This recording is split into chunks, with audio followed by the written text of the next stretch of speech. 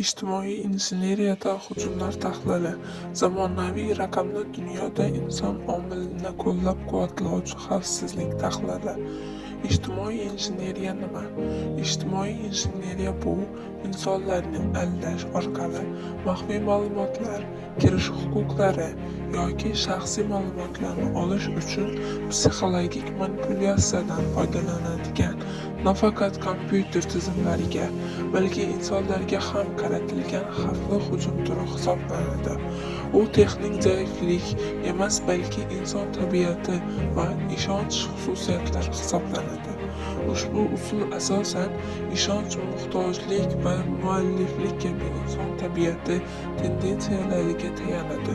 Hujumchilar odatda o'zlarini ishonchli manba, xodim yoki yordam beruvchi sifatida tasvirlaydi va qurbonni harakatga undaydi.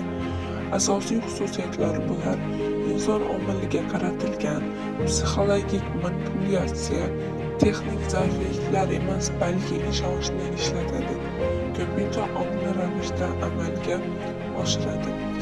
Eng keng tarqalgan ijtimoiy injeneriya hujumlari turlari. Ijtimoiy injeneriya hujumlari bir nechta asosiy toifalarga bo'linadi. Har biri o'ziga xos usul va maqsadga ega.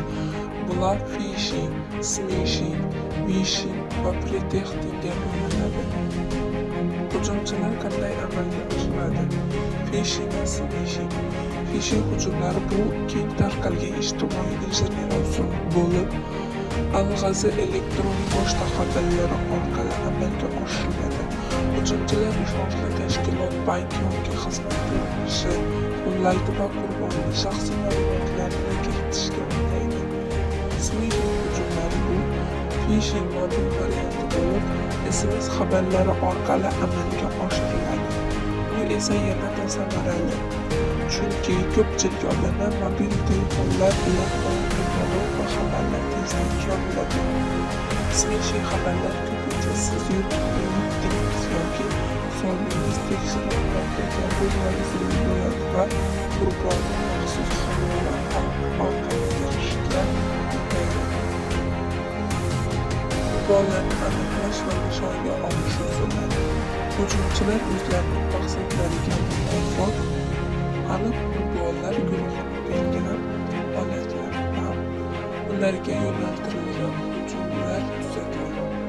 Birinchisi shulardan ma'lumot to'plash.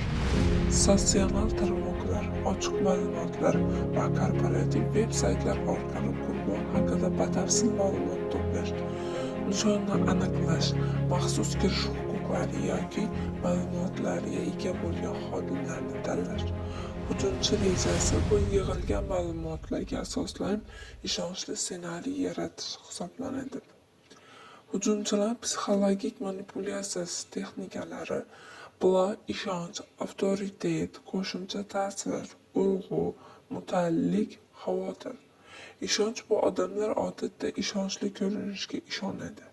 Hujumchilar ishonchli tashkilot, muassasa yoki shaxs ko'rinishida qo'llaydi.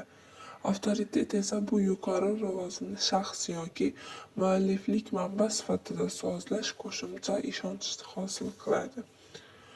Qo'shni ta'siri bu boshqa hammasi qilyapti. Bu ijtimoiy tasdiq ma'lumotini ishlatish. Urg'u, chidamli bo'lmang, tez harakat qiling kabi iboralar qurbonni o'ylashsiz harakat qilishga undaydi. Mutaddidlik bu sizga inson, endi siz ham menga yordam bering. Bu inson tabiati tendensiyasidan foydalanish. Xavotir esa hisobingiz xavf ostida kabi xabarlar qurbonni xavotirga soladi va mantiqiy o'ylash qobiliyatini pasaytiradi.